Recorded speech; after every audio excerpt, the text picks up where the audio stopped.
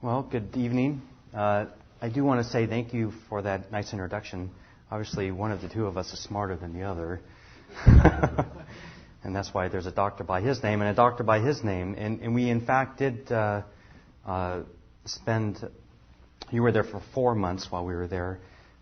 Lieutenant Colonel Johannes and myself spent nearly the entire year of deployment together, 11 months.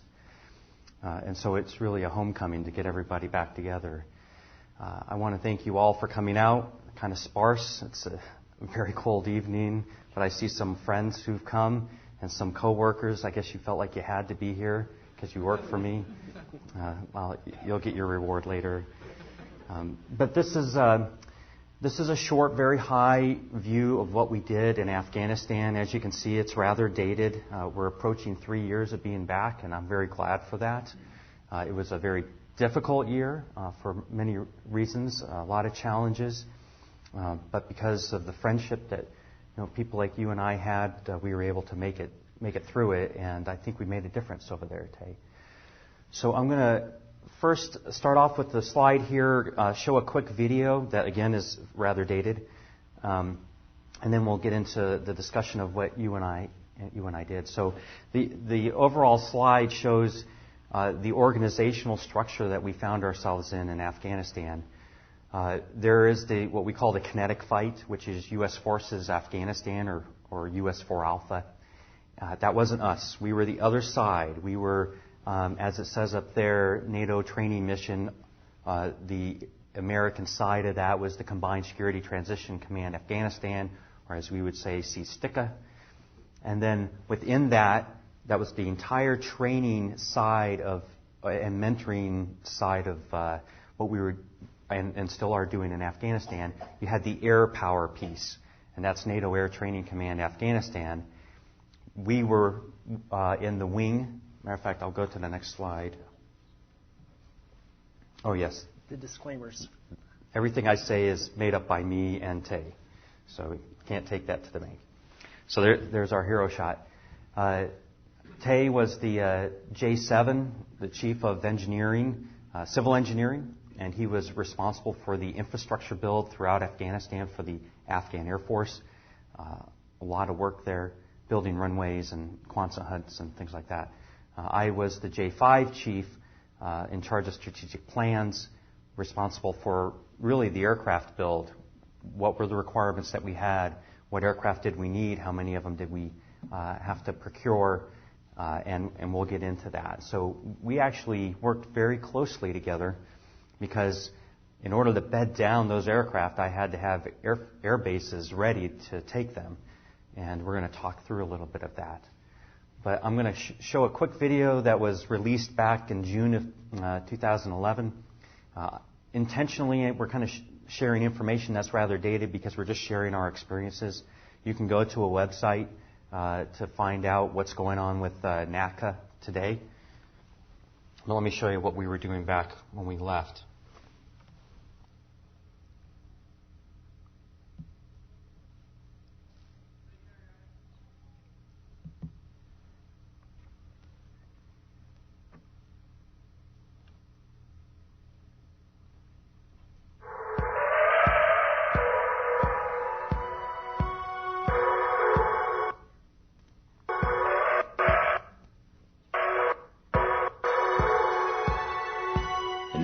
Air Training Command Afghanistan 438th Air Expeditionary Wing includes coalition partners from the U.S., Canada, Croatia, Jordan, Czech Republic, Hungary, Mongolia, Portugal, and the U.K., with more countries pledging their support. The wing has 3 expeditionary advisory groups, the 438th in Kabul, the 738th in Kandahar, and the 838th in Shindan.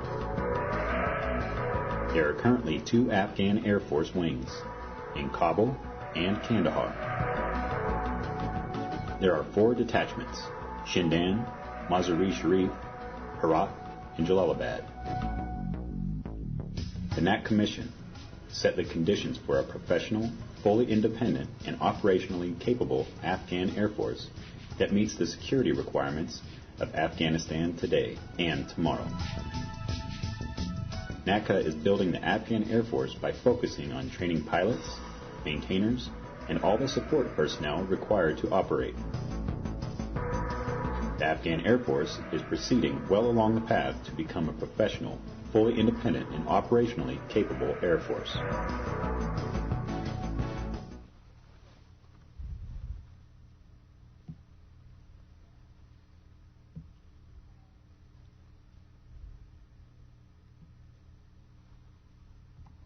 Okay, so Tay, I'll turn it over to you. Give us a little context of where we were and what we were doing.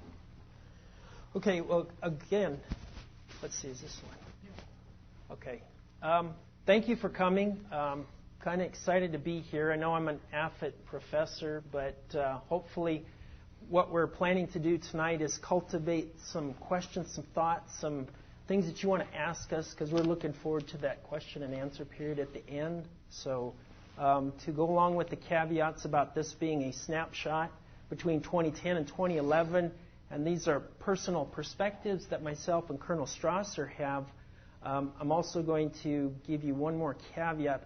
I'm an engineer, so the things that I find that are interesting, such as construction, that's what I want to talk to you about, but certainly feel free to ask me questions that kind of may be off on a tangent, and we'll kind of go off on a tangent every once in a while tonight. Hopefully it'll be enjoyable. It'll be worth your time here tonight.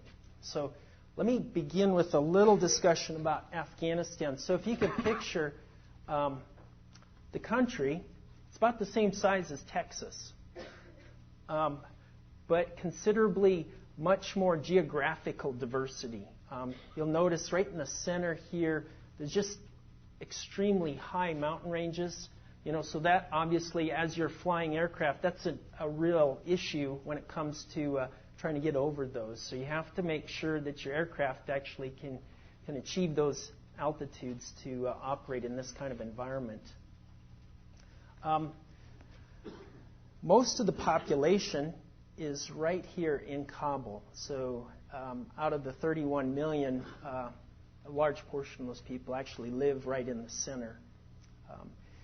Other interesting facts up here in the north and down here in the south are extremely low elevations. You think of Afghanistan as being somewhat very mountainous, very rocky, very high in elevation, but in fact these areas are actually quite low. I mean, relative to the center part of the country, these are up here is probably about 1,700 feet above sea level.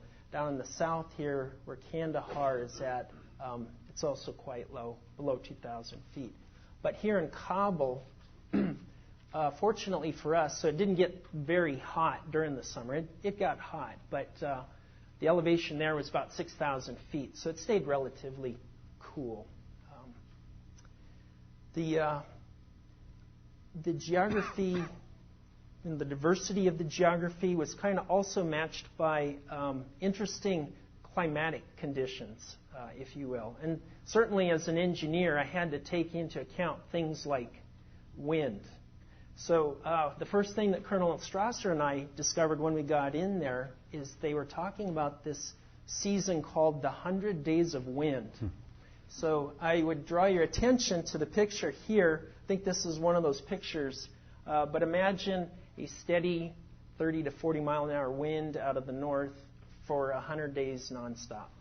So that's typically starts up around the end of May and runs through the end of September. So some interesting things. As I'm pointing out the geography here, a lot of the guys that were stationed there and working logistics, working construction, they would talk about this concept or this entity called the ring road. So if you can picture that there's a ring that goes around the country here, kind of following the lower elevations and then working its way up here. That was a primary artery for movement of supplies and equipment and people. For us, though, since we did an extensive amount of traveling and the roads weren't that well built up, Colonel Strasser and I tended to use air transportation more regularly to make our site visits around the country. A little bit later, I'll get into the actual locations that we're looking at, but I'm just setting the stage here for this interesting geography and kind of point out some things that really, I think, would say constrain how we traveled and when we traveled. So with that, There you go. I really recommend this book. It's a Graveyard of Empires. If you want to kind of get a nice perspective of the culture and the context that people have there and kind of the way things are and why they are that way, the sense that you get from this book, it talks about different phases, different periods in time where their culture has been sort of evolving and adapting to the conditions that are there. So in this, this Graveyard of Empires is really a reference to just a number of empires that have been located right there in Afghanistan. And we saw some evidence of that too, especially out in the western part. Herat in western Afghanistan is one of the oldest cities in the world. And it's interesting to consider that people have been living there for thousands and thousands of years. We were flying in that vicinity. I believe it was at Chakcharan. We flew over kind of a fortress area that Alexander the Great had built. And just imagine flying over the top of something like that and thinking, well, I read about him in the Bible. I read about him in the history books. Just to be able to actually see what he had created, several thousand years ago. It's just was kind of it was exciting and kind of hard to believe, kind of incredible. It was surreal to some extent. But all of these are just different phases, and as the Afghans were surviving all of that, those had influences on their culture. So we spent a lot of time working with the Afghans because that was our mission, advising them on how to sort of manage and operate and move into the future with their own Air Force. To some extent, we were trying to work ourselves out of a job, once they built their capabilities up. Before you go away from this picture, I took Tay when you and I had our first trip to Shindan. Shindan is less than 100 miles from the Iranian border. And I snapped this picture. They have all these old Soviet aircraft pushed out into the desert, as you can see here. And that's kind of what we were building on, really building from scratch. Yeah, these are all Soviet-era aircraft that were destroyed as the Soviets pulled out of Afghanistan. Mm-hmm. Interesting. We really didn't want to get too close to that, obviously, because there could be some safety concerns about getting into that. But this, that first trip that we took out to Shindan was for a change of command. One of our group commanders was leaving, and we had a new group commander, Colonel Larry Bowers, taking command there. An interesting situation in Shindan. I'll talk a little bit more about that later. But this was I think this was July 17th of 2010 when we took this picture.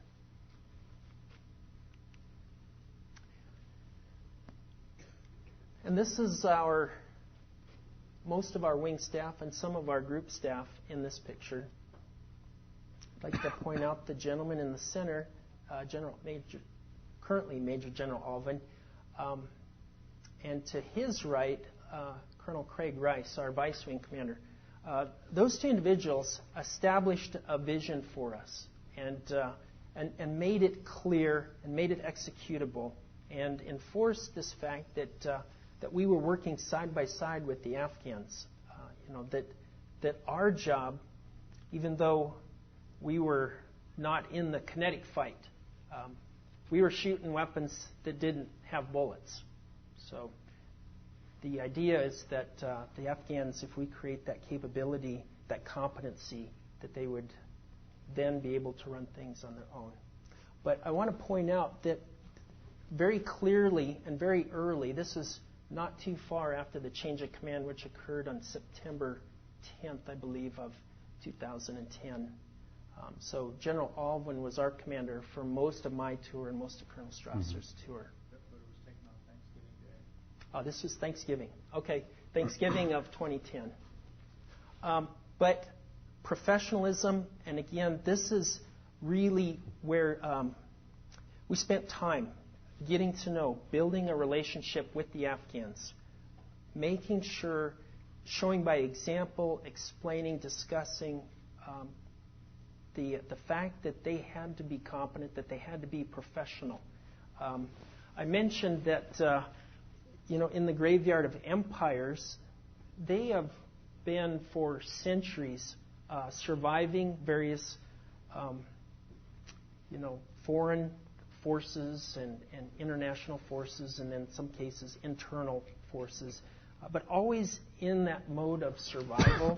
And so sometimes when you get really good at surviving, it may not be conducive to their future as a professional organization. So a lot of what we talked about was to make sure that they could see a more professional approach to different decisions that they had to make. The command and control, obviously, if you're going to have what we consider an Air Force as opposed to a flying club, we want to make sure that they actually can exert their command and control, that they can do planning, set up missions, match missions and assets. So there is a pretty heavy focus there. And then the final point here being that part of that legitimacy and part of them being recognized by their neighbors as a legitimate Air Force, they needed this organic training capability. So spent a lot of time out at Shindan working the construction piece in support of the other pieces. One thing that you don't see up here are what General Alvin told us are the 4 builds that all have to work in concert together to support the overall mission of having a fully professional Afghan Air Force. And that was the airman build, which are the investments we made into training facilities and training organizations. We had the aircraft build, which is they needed those weapon systems to be able to do their missions. And there were various missions that they were performing. We had the infrastructure build, which I was one of the chief proponents of creating an infrastructure plan that decided, what facilities we had to build, where they had to go, where that fit into the bigger picture, how the facilities and the infrastructure supported the aircraft and the airmen. And the final thing, which is really on the professionalism, was the institution build, that the institutions would be sustainable, that they wouldn't need us to be there to be able to perform their missions.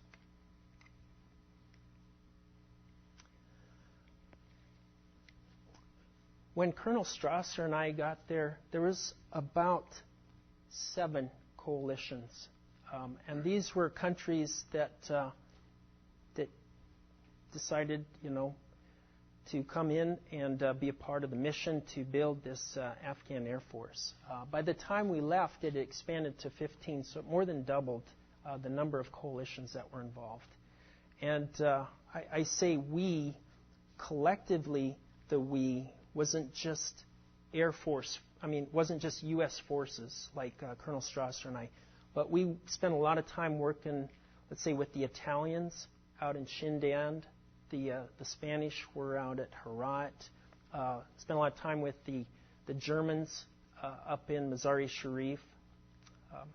And you don't see these up here because they weren't in our wing, but we were constantly working with other countries and their forces to make sure that things worked in concert, that we weren't working against each other, that we weren't competing for the same real estate or we weren't competing for the same airspace.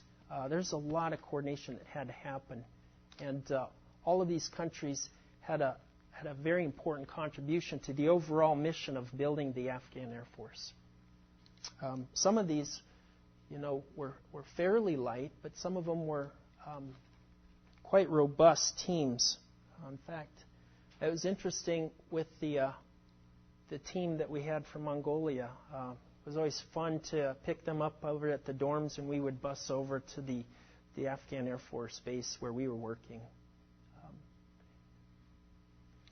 Anyway, again, this is the main objective, this professional, independent, and operationally capable Afghan Air Force.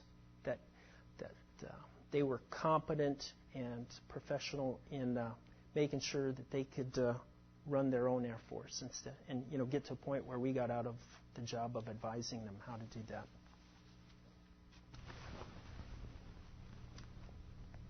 Great. I think I'll turn it over to Colonel Strasser at this point. There's a lot to be said in the slides. We could probably spend an hour on just one of them, but the previous slide, I would say, we really depended on our coalition partners. We were training them on aircraft that were not American aircraft. You see one of them here. This is an Mi-8. Some of the Mi-8s, all of them, dated back to the Soviet era, and they happened to be around. We refurbished them, maintained them, but we didn't know how to fly them. And so we depended on those former Soviet bloc countries to donate pilots and aircrew members in order to be able to even teach how to fly these helicopters. Interesting dynamic. So this is the mission of the Afghan Air Force, to provide trained and ready airmen and soldiers to execute the critical tasks in the air in support of the Afghan National Army and the Ministry of Defense, the General Staff, and the civil authorities. I would tell you that air power has a very unique, is a unique enabler for a country, especially a country like Afghanistan that is extremely ethnically diverse, but also geographically separated. You would have people like this. I don't remember where this is. Do you? I think this is in Badakhshan. Yeah, okay. Yep. And we would go out, we would spread goodwill, is probably the best way of saying it. So this was an American-driven outreach program, but we would put the Afghan airmen in the front line so that their own countrymen would see them out there helping them. And here we're giving school supplies to a community. A helicopter comes from out of nowhere. They've never seen or heard of the Afghan government. It says it down there, JIROA, which stands for the Government of the Islamic Republic of Afghanistan. They've never heard of that. They've just lived in their own little world for all their lives. An idea of a united Afghanistan is entirely foreign to them. But this let them know that there really was a central government, and that government was out there to help them. And this is a good example of that. So this is kind of, I call it the Chiclet chart. These are a number of the operational capabilities that we were training the Afghans on to do on their own. And they were continuing to build as we were there, and they do today. I'm just going to point out a few of them. Election support, extremely important. And what you see in the back of this Mi-8 are some blue containers that would hold ballots. And you all have probably heard of the elections that have happened in Afghanistan multiple times. That brings legitimacy to a government. By bringing the military into the mix, you brought some legitimacy to the actual voting, because you always hear about how voting is tainted, there's extra ballots or whatever. This way we could validate that there were no extra ballots, that there was security. Here in Jalalabad, there was some great flooding, and we were able to send those helicopters flown by the Afghans with American help to go and help evacuate those citizens that would have otherwise have lost their lives. I believe in a 2-day period, that was about 2,000. Yeah, there were helicopters going back and forth from Kabul. It really was amazing. The Salang rescue was an avalanche that had happened up in the mountains. Again, went up there to rescue those who were trapped. I also mentioned this here, the Thunder Lab. What you see right there is a Mi-35. You see it over here too for used for rotary wing close air support. But the point of the picture are all those young lieutenants right there. And what you see behind them are advisors. And one of the most difficult things about raising up a new Air Force, particularly one in Afghanistan, is the incredible illiteracy of the Afghans, not only in English, but their own language. It's amazing that they can't even read and write their own language.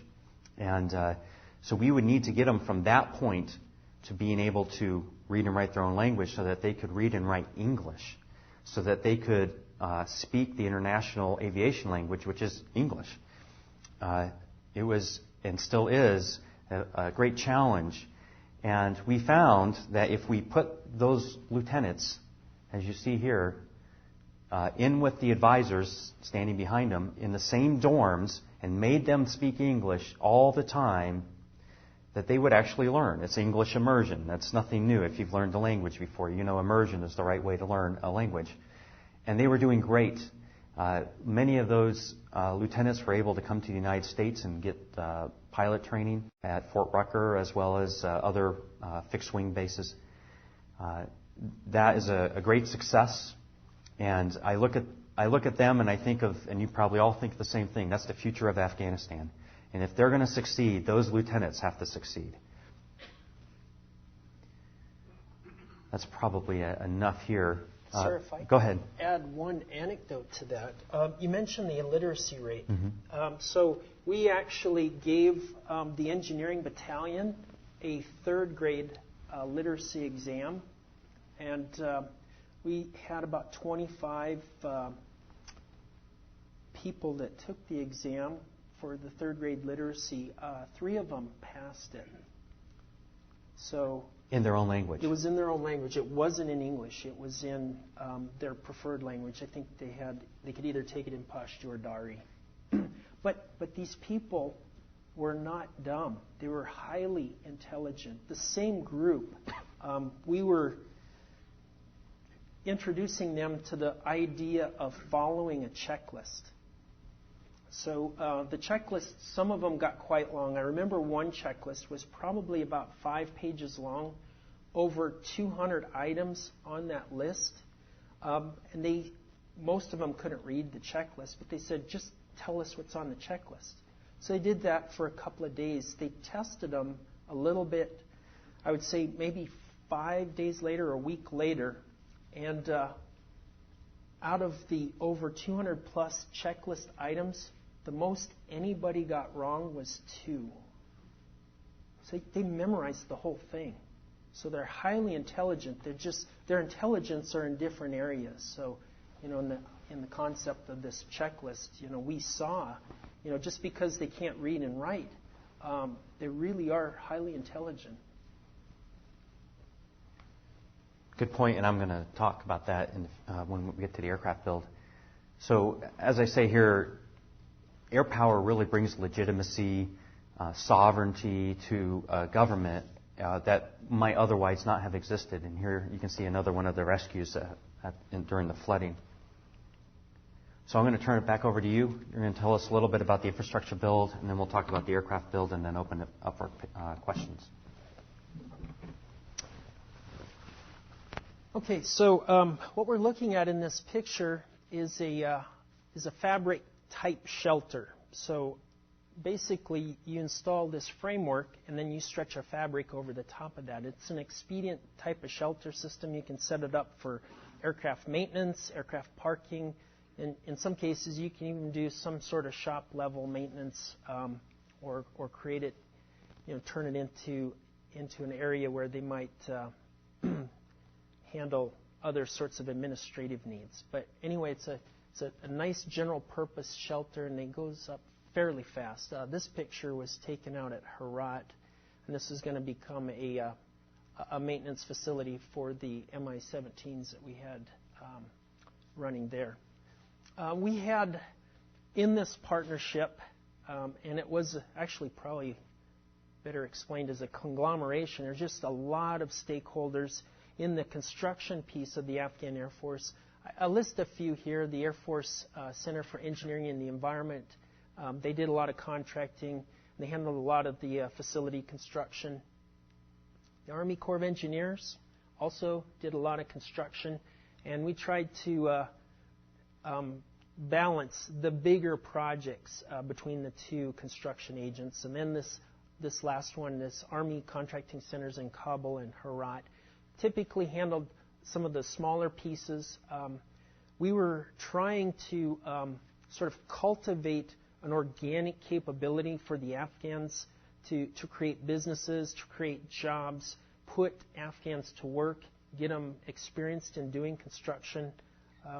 And there was construction that worked well and some that didn't, but it was all learning process. And, we would bring in construction experts from the Army and the Air Force and the Navy, and they would stand side by side with a lot of these Afghan contractors and show them proper construction techniques, make sure that they weren't trying to do something maybe that had long-term impacts.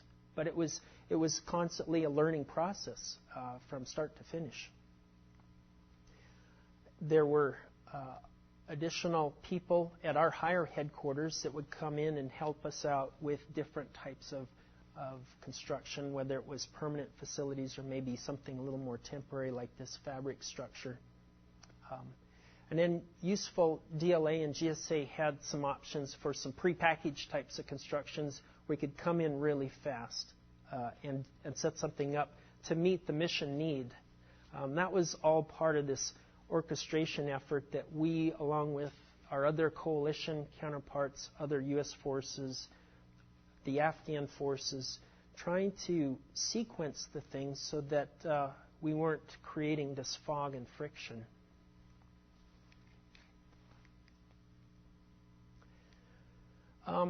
As we are doing this, there's a lot of things happening, and I like to think that history informs a lot of what we do with making decisions. So I point your attention to the picture of General Mitchell. And if you recall from your study of the history how he had to convince his contemporaries and his superiors about what's the proper role of the U.S. Air Force, and this is in the 20s. Okay, well, we're revisiting that all over again with the Afghan Air Force. What is the proper mission of the Afghan Air Force? Some people would think that the Afghan Air Force should do this, more or less be like an air taxi service for the ground forces. There was that school of thought. But to really look at the strategic implications of an Air Force, what its mission was, what they were capable of, what they were capable of sustaining as these different types of missions, I saw a lot of parallels to the kind of arguments and discussions that General Mitchell was having back in the 20s, with the Afghan Air Force general who was talking with his contemporaries about what the Afghan Air Force should be doing for the country's national security interests. And as we are looking at tactics, I put up this picture here of the Air Corps Tactical School. At that time, in the early 30s, when we're trying to really lock in on what are the particular mission sets that we need to have, we're having that same kind of discussion with the Afghans that we were advising about what is their proper mission set. Do they go in for more or less an airlift, as a preeminent mission set? Or are they looking at close air support? What's the right balance there? So in that, we're starting to build up these school of thoughts. They're starting to evolve as far as what is the mission that the Afghans should have. In the center here, you'll see one of the bigger tragedies that the Air Force has had out at Pope Air Force Base. And I bring that to your attention because that was an issue, for the most part, of having slow movers and fast movers in the same traffic pattern. Well, we had that same conversation when we were talking about what is the mission out at Shindan Air Base. There was the folks that were fighting the insurgents, and a lot of that was coalition and U.S. forces. They had some highly operational, highly capable pilots operating high-performance aircraft. And that was on one side of the base. On the other side of the base, we had the Afghans who are just now learning how to fly. And they're flying these aircraft that are very forgivable, but it's to build that technique to be able to fly. And to be able to separate those patterns, the trainers, from these high-performance, very kinetic type aircraft, we actually talked about what happened at Pope Air Force Base. And we said, you really need to separate these traffic patterns. If there's something that a student does and makes a mistake, that could tie things up if you're launching and recovering these offensive aircraft from that same airfield.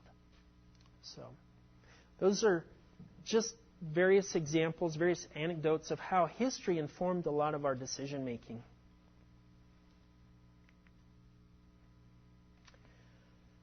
So here's another map. I don't want to spend a whole lot of time on this, but I want to point out the implications, the geostrategic implications of the location of Afghanistan. You see all of these countries, these former Soviet bloc countries. Also, you have a connection to China, Pakistan, and India is actually fairly close. And as we're spending a lot of time out here in Shindan, the proximity to Iran is an eye-opener, to know that we're that close to Iran.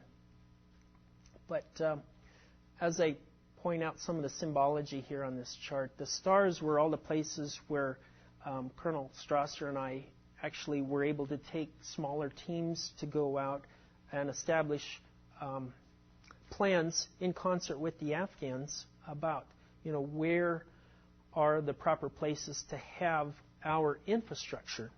So if you notice here in Kabul and Kandahar, we have our two main wings, Afghan wings. And if you look out here, this is Shindan right here. And that location is what we would consider the undergraduate pilot training, the UPT base for the Afghan Air Force.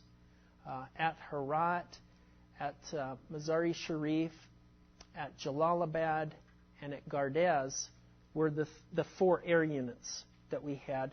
And then all of these other places with either the circles or the other stars, those are what we consider air units. And each build is slightly different than the other. The wings have the same kind of structure that we typically see with our wings, where you have runway and you have maintenance facility and operational facility and mission support facilities, and it's a large operation that happens. The detachments are much smaller, just a handful of aircraft that are kind of forward deployed from these main wings to handle just smaller term missions, but sustainable. And then the air units that kind of circle the country with a couple right down the center, Bamyan and Chowcharan, those are what we consider pit stops, little gas stations filled with about 60 Afghans that would be there to handle just what we consider transient aircraft that weren't permanently assigned there. But we did a lot of traveling, and most of our travel teams were fairly small. We'd typically fly on an Mi-17, and we'd have planners like Colonel Strasser and I. We'd have our interpreters. There was an important mission that we had contractors there that kind of help augment us a little bit, so they'd be part of that. And then typically the Afghans would be a part of that team. And then we'd go out to these locations, and we would find typically coalition forces ready and willing to help us to talk about long-term plans of how today's mission will allow for future mission of the Afghan Air Force.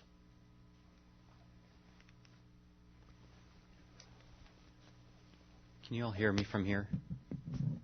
Yeah? Okay, I'm going to stay up here. Interesting, in the previous chart, the intersection of the operational mission from the U.S. 4 Alpha perspective and our training mission. There were multiple times where we were trying to bed down the Afghan Air Force in a particular location, and the local Army commander, U.S. Army commander, would say, "You're not doing that. I've got a mission to do." And I will never forget one briefing we went, and we had our Air Force 4-star sitting, or 2-star sitting there, looking at the Army 1-star, and he told him, "No, you're not going to tell me how to do air power. We are going to bed down the Afghan Air Force here," because it had to happen. We had to, at some point, move our operational mission out and move the Afghans in. And that, where those two intersected, was a lot of friction.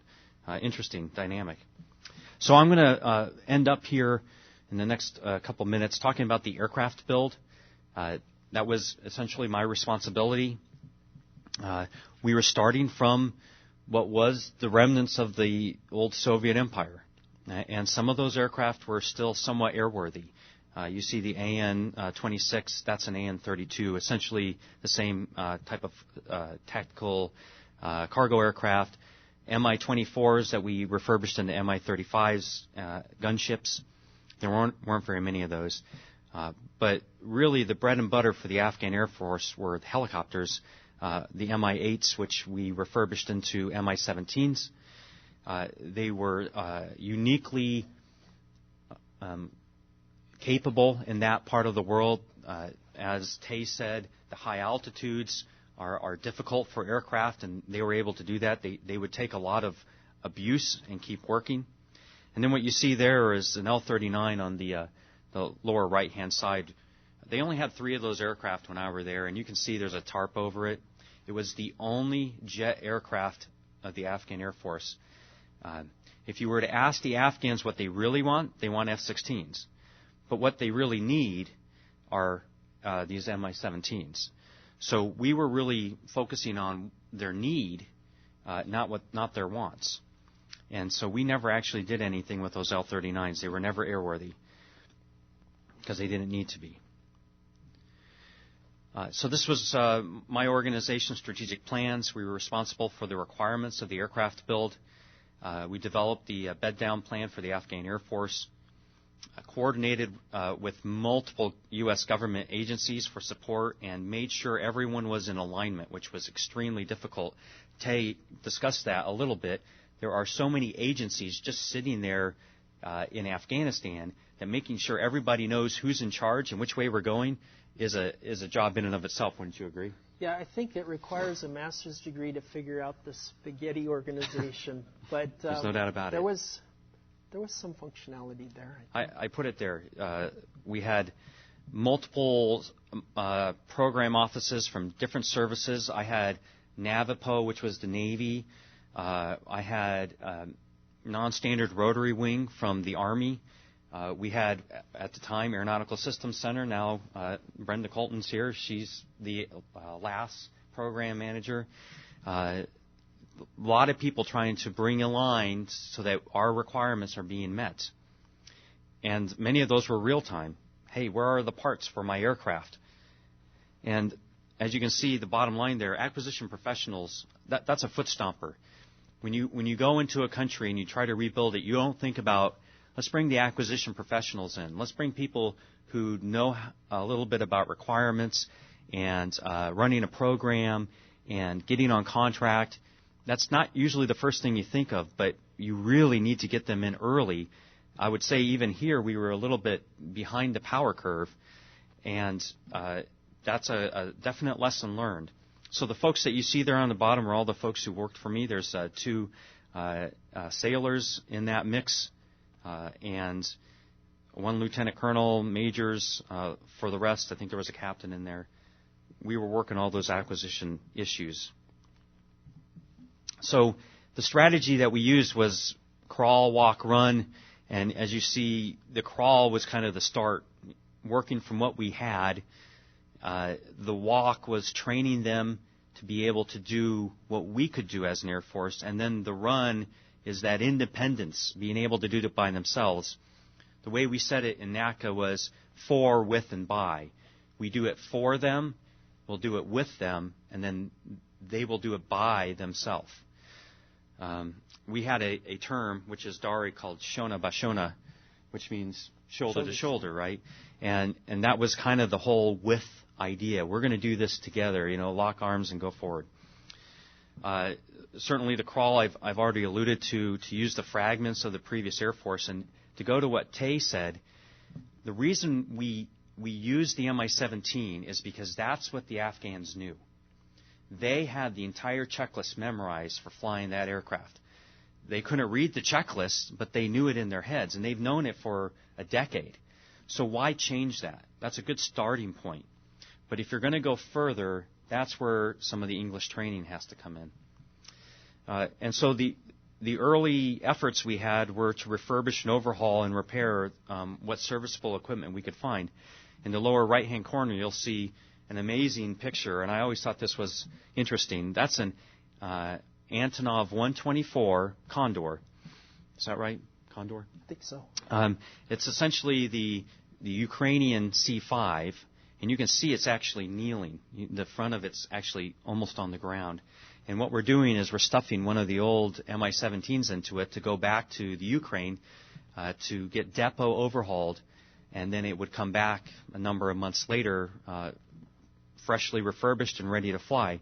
So here we have a Soviet aircraft owned by the Afghan Air Force being put into a Ukrainian aircraft paid by the U.S. Air Force. And I always thought that was interesting.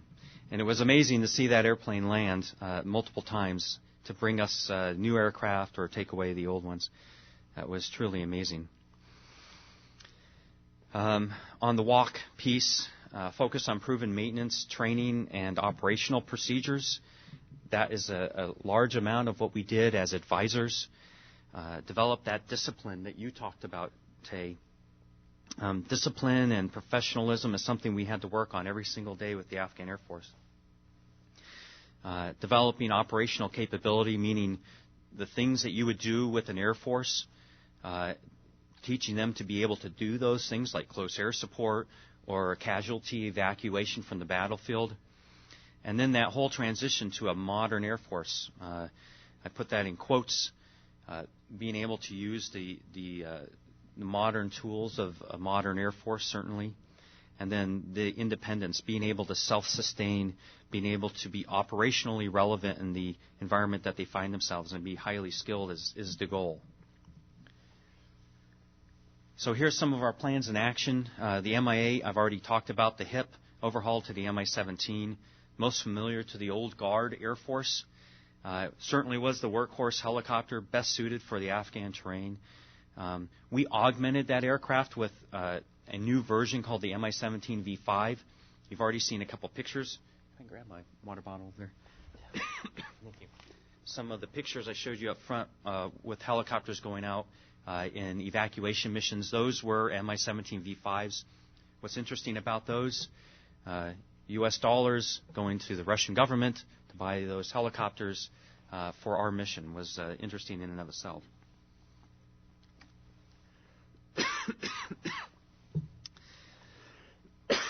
Excuse me. The Mi-35 was the gunship, as I've already shown you. We were going to transition that mission to the light air support aircraft. We could talk more about that, but that was kind of a transition to a modern airframe.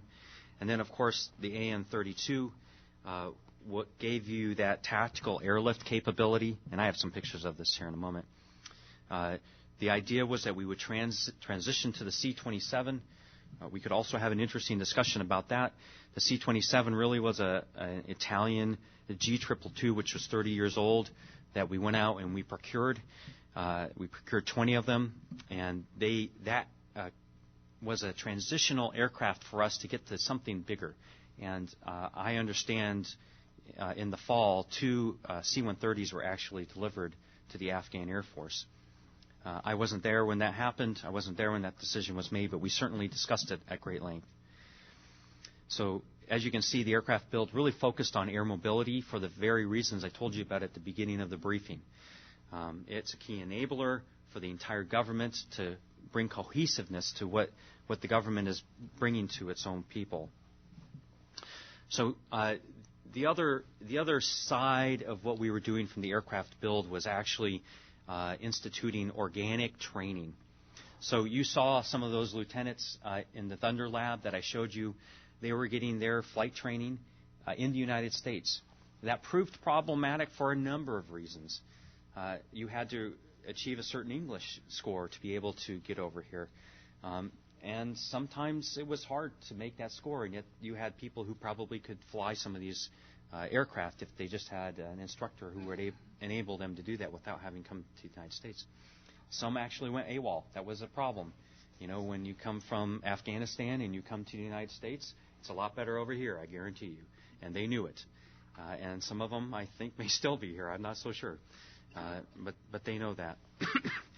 It would be better to keep them in Afghanistan. It obviously would be quicker. And so none of these aircraft were there when I was there. But I had my thumbprints on each one of them. It's one of the things that I'm most proud of as we went down the road of trying to define what aircraft do we need, when do we need them, where do they need to go, working with the program offices to get them. The helicopter, in specifically, that's an MD-530, and if any of you have seen Black Hawk Down, you'll recognize that as the Little Bird, painted all black, and you'll understand. Great aircraft, but the Army wanted us to buy something else. They wanted us to buy the UH-72, which did not have the capabilities that we needed to do training. For instance, it would not auto-rotate because it had the blades were too rigid, and you just couldn't do that. Something you need to do when you're teaching rotary wing flying operations. So we were able to move that whole operation and move it towards something that we really need, and we focused on our requirements. And before I left, we got on, not us, but the non-standard rotary wing program office actually went on contract with MD Helicopter for this helicopter, and it was delivered many months later. That's actually in Afghanistan. The lower right-hand corner, you'll see what looks like a traditional Cessna. Many of you probably have flown that aircraft. That's a Cessna 182 rather than a 172. Has a souped-up engine for the higher altitude. But that's the plane that they used for undergraduate pilot training. And if you were staying fixed wing, you would graduate to what's on the left, that Caravan, the C-208. Both of those aircraft, by the way, were proven in Iraq. My deputy happens to be here. He did that aircraft build in Iraq, and they bought those very aircraft. And so we were modeling those aircraft builds off and requirements off of what we did in Iraq, and it was highly successful. What you also get with the Caravan is some light lift. We called that aircraft the light lift aircraft. You can put a casualty or two, I think, into that aircraft and get them to a field hospital. And that is one of the operational capabilities that I understand is actually ongoing right now. So giving them that capability and then transitioning this training to the Afghans, so you actually have Afghan instructors teaching Afghan new students, really will help us minimize our footprint in Afghanistan. I believe this is one of my last slides, so hang in there. We're almost done. So number of challenges, as you might suspect. Working with the Russian procurement system was new and interesting and had its own challenges. They don't play by the same rules that U.S. companies play by. How do you make a contract with a Russian company that we've been forbidden from having? But it happened, and we bought 21 Mi-17s to augment the Mi-17 force there. We, by the way, did talk about what about transitioning to a modern American helicopter, but the only modern American helicopter that would be suitable would be the Chinook. Much greater cost, much greater skill to fly, and I don't know that that's actually in the plans anymore. We decided not to go down that road. Airworthiness was a significant challenge for us. In the acquisition world, our engineers will look at an aircraft, look at the parts of the aircraft, make determinations on the life of those parts that are safety of flight, and say that aircraft is worthy to be flown by an American airman. Very hard to do that when you have a Russian helicopter or a Russian aircraft or an Italian aircraft like the G222, where we don't have the plans, we don't know how they were built, and we don't know how they were flown for the last 10 years. So how much life is left in those aircraft? That was a real head-scratcher for us. U.S. instructors and maintainers on foreign aircraft, we don't fly Mi-17s in the United States Air Force generally. We don't have a great cadre of instructor pilots. So, as I mentioned, bringing in some of the coalition partners really helped there. The problem with that is the way the Soviets did things and the way we do things from operating an aircraft are very different. Maintaining is very different. We record things differently. They had things called passports. Each little part had its own passport. If you didn't have it, you didn't know what the history of that part was. It was very challenging for us. Imagine trying to teach that to the Afghans. So teaching the language of the international aviation, English, so very challenging. The pilots were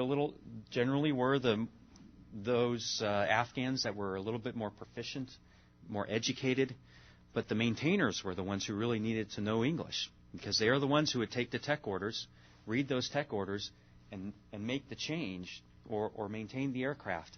If you can't do that, then what are you going to do? And you might say, well, just translate all the tech orders into Dari or Pashto. Huge effort. And those languages are not technical languages. So crowbar in Dari is crowbar. So, I mean, how do you write that out? It's very difficult. And then once you actually do the translation, how do you know they got it right? So those were all great challenges. The supply chain and the restrictions. The C-27 is a good example, a 30-year-old aircraft that nobody flies anymore. We had a real problem with the propellers. We were running out of propellers, and nobody had them. So what do? You're stuck. You can go back and have the manufacturer, who is Hamilton Sundstrand, remanufacture those, but it takes a whole year just to get on contract and get that going again, and at an exorbitant cost. Same type of issues with the Soviet aircraft. Who's building those parts? Where are they coming from? There's a big black market out there for parts. And how do you know they're good parts? And they're not just going to break as soon as you put them on the aircraft. So, and then the requirements generation and certification. I put that on there because if you're in the acquisition community, you know that requirements are your lifeblood. And oftentimes you'll be told by the user, well, I want this, but we'll come to you and say, but you told us this. Sometimes your needs and wants are not always the same. And we try to do that translation. This was handled as a foreign military sales. But of course, the Afghan government has no dollars to buy anything with, so we gave them those dollars, or we carved out a satchel of dollars that we told was theirs, and they don't get to spend it. We spend it for them. And it was called pseudo-FMS. And so we played by the FMS rules, which means a requirement is whatever we put on a piece of paper as a letter of requirement, or LORs, we would say, and then we would go from there. We didn't necessarily follow the system that we would follow in our own country, where we would go through a process that those requirements are boarded, and it goes all the way up to the Joint Chiefs, and everybody says, yes, this is the right requirement for our country. And so that process, I think, led us down some primrose paths. It really was dependent on the professionals that were deployed to put together the best that we could, because we could never really go to the Afghans and ask them, what do you want? We really needed to tell them what they needed and what we were going to give to them. And someday their planning would get to the point where probably they could do normal foreign military sales type of things. But planning, and I don't have it here, but planning is not something that I found they did a very, very good job at. And so they needed our help there. And that kind of goes to the command and control that you talked about. I really am wrapping it up here. So lessons learned, English language training, I've mentioned that. Building an Air Force takes a generation. I showed you those lieutenants. We need to be committed to those airmen because those will be the generals in 30 years or less. And we need to be committed. We've done that in other countries before, Korea, Japan, Germany. You can't just give them the tools and give them some training and expect that they're going to be able to do it by themselves. And we learned that in spades. I would say, this is my own personal observation, using aircraft that the U.S. Air Force is also operating has some great advantages. Sometimes it can be more costly. But for instance, the C-130 is a good example. They're now flying the C-130. There is a supply chain out there to fix C-130s. And another country like Afghanistan can benefit from that instead of trying to fly an aircraft that there are no parts anymore. Unique aircraft have unique challenges, and there's no doubt about that. And I've already talked about how important it is to have acquisition professionals early in the process. So despite frustrations, the Afghan Air Force continues to grow. Tay and I have both followed what they've been doing over the last few years, and they're headed in the right direction. They're doing more things than they're ever able to do in places that we never even dreamed of. But we're going to end the brief really kind of on a somber note, because this was not a sit at your desk, do your job, and go home and enjoy being in your building.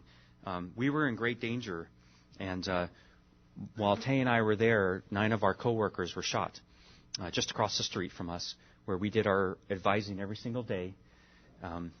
Thankfully, Tay wasn't there. You probably would have been there, but he was on his R&R. He got back 2 days after that happened. I actually took off from the United States while this was happening. So men and women who we worked with every single day lost their lives all in one morning on the 27th of April, 2011. I'll never forget that day. Friends of ours. It was what we call a green on blue attack, and you've probably heard a lot of those happening, where those that we have trained have turned the weapons on us. I don't know why that happens. I have my ideas. I won't share them here. But it was a very hard time, and those families have suffered greatly, as you might suspect. So it is dangerous over there. So that's wrapping it up. Tay, did you have any closing remarks? No, sir, but I thought if people were interested, I have just a couple of short video clips. We could kind of share a little bit what it's like to be on an Mi-17. You can hear that engine, that whine, and get kind of a feel, if you will, of how it is to be on board the aircraft and then watch it take off. And so it's very bumpy. That was just a short clip of us leaving Herat. It was interesting. We typically flew fairly low, and I know the guys out there in the western part of the country flew a little lower than they normally did. Ran into some problems. It wasn't uncommon when we land that we would find bullet holes in our aircraft. Was shocked one time when I heard about one of our aircraft actually took an RPG in the tail boom. But the aircraft was resilient. It kept going, and it didn't. There wasn't any issues other than everybody was moving away from the aircraft upon landing very quickly. I would say too, this is a picture of just looking out the door of a helicopter at Shindan, and it was really, I don't know, mornings there are phenomenal. I always enjoyed the mornings, one, because we were usually getting up early to meet an aircraft, to go someplace, and there was always that anticipation of looking forward to doing something positive with the Afghans, kind of getting a step closer to that ultimate goal of having a professional and competent Air Force. So there's a lot of hope in getting up early in the morning, and typically the winds were a little lower in the morning. So I was always happy to be jumping on an aircraft early in the morning.